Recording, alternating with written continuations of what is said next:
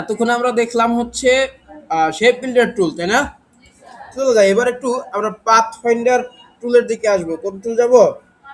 Path finder. একটা নতুন একটা আর্টবোর্ড নিয়েই কাজ শুরু করি, যেহেতু নতুন কাজ, নতুন একটা যে কোনো আর্টবোর্ড নিলাম। নিয়ে আমরা কি বলছিলাম, প্রথমেই সেভ করে রাখবো। প্রথমেই কি করব, সেভ করব সবার আগে। যে কাজই করি না কেন আর্টবোর্ড নেওয়ার সময় এটা সেভ করে রাখবো, এটা সবসময় মনে রাখবেন। দেখেন,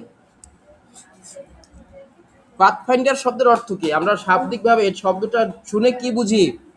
যে এটাকে কি করবে, এটা পাথগুলোকে খুঁজে বের করবে, ফাইন্ড করবে, তাই না? পাথ কাকে বলে?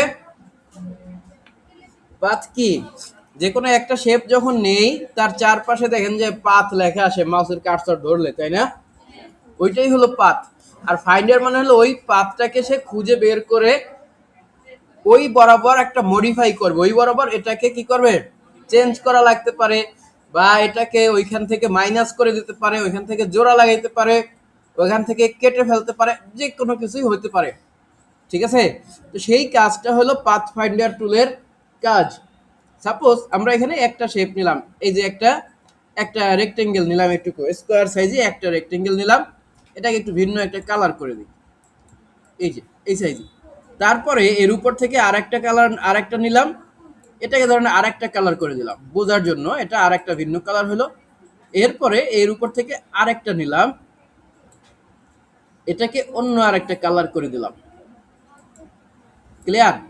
এখন দেখেন, একটা উপরে আরেকটা, এখানে আরেকটা আছে এই পাশে একদম নিচে। আমরা চাই যে এই তিনটা শেপ, এই যে তিনটা শেপ করেছি না, আচ্ছা এটা কপি কেমনে করে তা তো জানি সবাই, তাই না? অল্টার ধরে একটা কপি করে নিলাম এই পাশে, জাস্ট এটা আমার পরবর্তী কাজের প্রয়োজনের জন্য এটা এমনিতেই ধরেন রাখলাম, এটা কোনো টপিক না। ঠিক আছে? এখন এই যে কাজটা, এটা এই সবগুলো শেপ, এই তিনটা শেপ একসাথে সিলেক্ট করলাম। এই তিনটা শেপ একসাথে সিলেক্ট করার পরে দেখেন আমরা পাথফাইন্ডারটা কোথায় খুঁজে পাবো? পাথফাইন্ডার খুঁজে পাবো হলো নিচে প্রপার্টিজ প্যানেলের একদম নিচের দিকে অ্যালাইন, তারপরে আছে পাথফাইন্ডার। দেখা যায় একটা, দুইটা, তিনটা, চারটা এই ছোট ছোট ইয়ে আছে, শেপের মতো টুল আছে। এগুলা যদি এগুলো এখানে না থাকে তাহলে যাব উইন্ডো অপশনে। উইন্ডো অপশনে গিয়ে এই নিচের দিকে দেখেন পাথফাইন্ডার খুঁজে পাবেন। শিফট কন্ট্রোল F9 ক্লিক করলেও এটা সামনে চলে আসবে। ওকে, এই যে এটা চলে আসলো। তো এখন আসেন, আমরা তো এইটা সিলেক্ট করছিলাম এইটুকু, তো যে যতগুলো শেপ সিলেক্ট করা থাকবে তার মধ্যে কিন্তু এটা কাজ করবে। প্রথমেই যেটা আছে এটার নাম হলো ইউনিয়ন। এটার নাম কি? ইউনিয়ন। এই ইউনিয়নের আইকনটা দেখেই বোঝা যায় যে এটা সবগুলো শেপকে, সবগুলো পাথকে জোড়া লাগাই ফেলবে। কি করবে? পাথগুলোকে সে জোড়া লাগাই একটা শেপে পরিণত করে ফেলবে। যদি এইটাতে ক্লিক করি, দেখেন তো কি হয়ে গেছে, পুরাটা সবগুলো শেপ মিলে একটা শেপ হয়ে গেছে না? বুঝে গেল? ঠিক পাত বরাবর সে কি করেছে, এটা জোড়া লাগাই দিছে, ইউনিয়ন করে দিছে। ক্লিয়ার? এটা হলো ইউনিয়নের কাজ। এটাকে ধরেন আমরা এই পাশে রেখে দিলাম, এটার কাজ বোঝা শেষ। অল্টার শিফট ধরে ছোট্ট, অল্টার শিফট ধরে এটা ছোট্ট করে এই পাশে রেখে দিলাম। এবার আসেন এইটার কাজ বুঝি, আরেকটা বুঝি। দেখেন এর পাশেই আরেকটা আছে, এটার নাম হলো মাইনাস ফন্ট। এই মাইনাস ফন্ট মানে কি? উপরের শেপটা যতটুকু অংশ জুড়ে আছে ওই অংশটুকু চলে যাবে, বিদায় হয়ে যাবে, আলবিদা।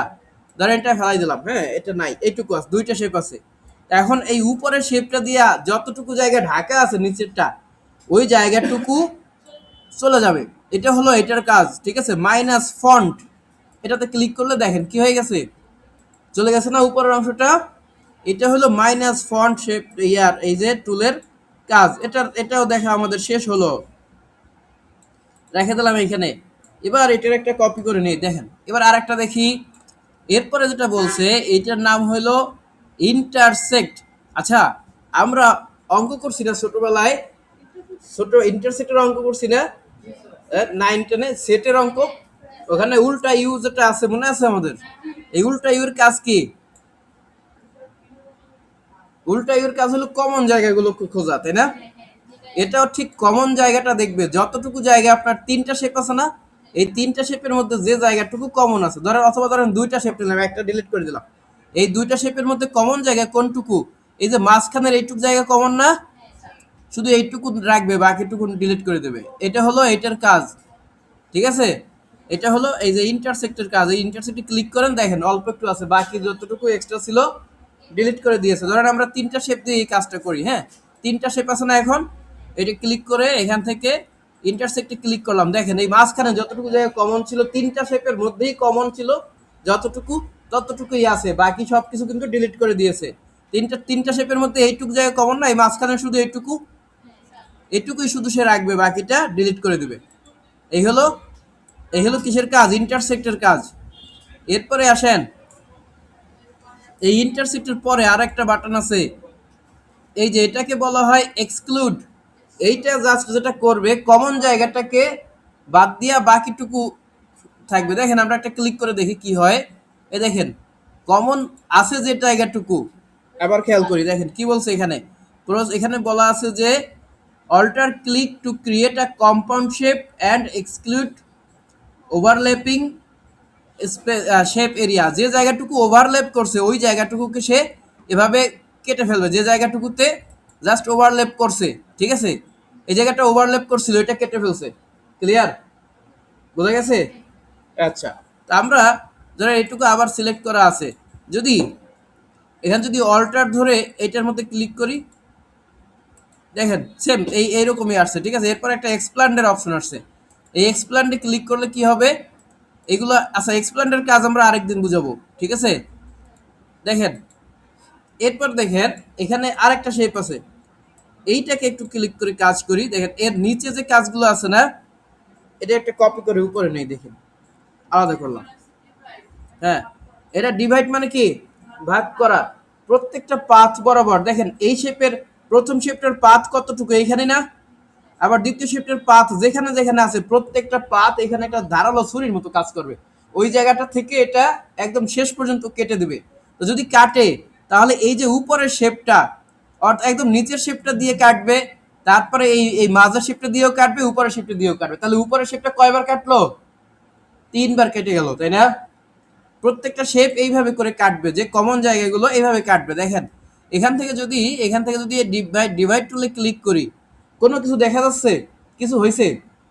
ডিভাইড টুলে কিন্তু একবার ক্লিক করেছি, কোনো কিছু শো করছে না, তাই না?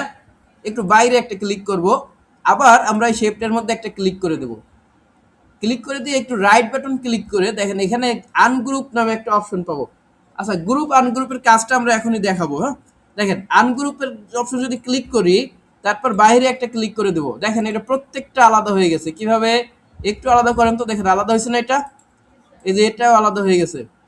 এই আবার এটাতে আসেন, এটাও আলাদা, এটুকু আলাদা। প্রত্যেকটা পার্ট বাই পার্ট দেখেন কিভাবে আলাদা হয়ে গেছে, দেখেছেন? সব কিছুই আলাদা আলাদা ভাগ হয়ে গেছে ডিভাইড ক্লিক করার পরে। ওকে, ফাইন। এরপরে আসেন আরো কিছু কাজ আছে, আমরা একটু ছোট করে করে দেখি, এত বড় দেখার দরকার নাই, একটু ছোট করি এটা।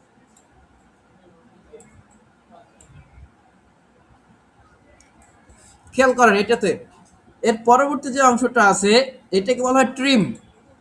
সাপোজ আমরা এই দুইটা ফাইল রাখলাম, ট্রিম করা মানে কি? কেটে ফেলা। একটা ছুরি থেকে আর একটা বস্তু থেকে, তাই না? ছুরি কি কাটে না ওই বস্তুটা কাটে?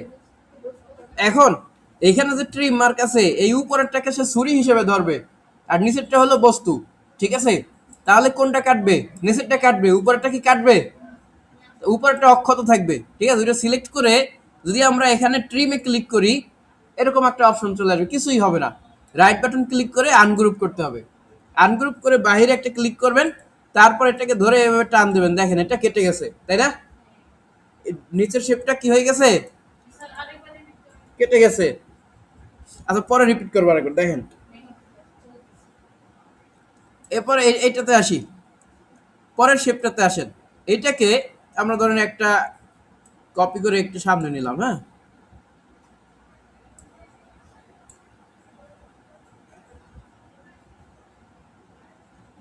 এই ধরনের একটা আছে। এখন এই যে শেপটা আছে, এখানে তিনটা শেপ আছে না, পরবর্তীটা বলছে মার্জ। খেয়াল করেন এই মার্জে ক্লিক করলেও সবগুলো মিলে একত্র হয়ে গেছে, দেখেন সবগুলো মিলে একটা শেপে পরিণত হয়ে গেছে এখন মার্জ ক্লিক করার পরে। ঠিক আছে, কিন্তু এটাকে আনগ্রুপ করার একটা অপশন আছে। আর ওই উপরে যে এইটা করছিলাম এটাই আনগ্রুপ করার কোনো অপশন ছিল না। ঠিক আছে, ইউনিয়নের আনগ্রুপ করার কোনো অপশন ছিল না, বাট এটাতে আনগ্রুপ করার অপশন আছে। দেখছেন এই যে মার্জ হয়ে গেছে সবগুলো। ক্লিয়ার? ওকে। এরপরে যেটা আছে এটাকে বলা হয় ক্রপ। খেয়াল করেন, এই যে ক্রপটা একটু ট্রাই করি। এই যে টুলটা আছে একটু, এই যে টুল, এখানে যদি ক্রপে ক্লিক করি তাহলে সেম দেখেন যে জায়গাটুকু কমন আছে ওই জায়গাটুকু থেকে বাকি জায়গাটুকু কি হবে, ক্রপ হয়ে চলে যাবে। ক্লিয়ার? এই হলো ক্রপের কাজ। এরপরে দেখেন আরেকটা আছে, এটাকে বলা হয় আউটলাইন। এইটা শুধু আউটলাইনটা থাকবে, বাকি সব চলে যাবে। তাই এই আউটলাইন তো আমরা অন্যভাবেও করতে পারি, ফিল্ডটা অফ করে দিয়ে স্ট্রোকটা খুলে দেখাবো, এই যে হয়ে গেল, তাই না? কিন্তু এখানে কাজটা কি, এটা তো কিছুই দেখ, শুধু আউটলাইনটা দেখা যাবে। এখানে এক্সট্রা যে কাজ, আমরা একটু স্ট্রোকটা বাড়াই দিই, না তো দেখতে পাচ্ছি না, তাই না?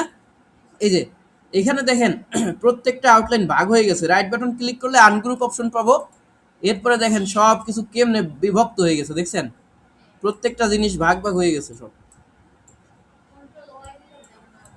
হ্যাঁ, কিন্তু এরকম ভাগ তো হবে না তখন। এই যে তো এখন এই ভাগটা দেখা যায়, একদম একদম একটা বিভক্ত হয়ে যাবে। ঠিক আছে, আউটলাইন গুলা। এই হলো এটার মধ্যে পার্থক্য। আর একটা কাজ আছে, এইটা হলো মাইনাস ব্যাক। ঠিক আছে, আমরা এটাতে মাইনাস ব্যাকে ক্লিক করলে দেখেন ঠিক এর উল্টাটা হবে, মানে মাইনাসে যে কাজটা হয়েছিল এর উল্টা দিকেরটা হয়েছে। বুঝা গেছে? এই হলো আমাদের পাথফাইন্ডারের কাজ। এতক্ষণ আমরা পাথফাইন্ডারের সবগুলো টুল দেখলাম, পাথফাইন্ডারের মধ্যে কি কি আছে না আছে এই সব দেখলাম। ঠিক আছে, আমরা এই গ্রুপের কাজটা দেখানো হয় নাই, গ্রুপ টুলের কাজটা একটু দেখে আসি।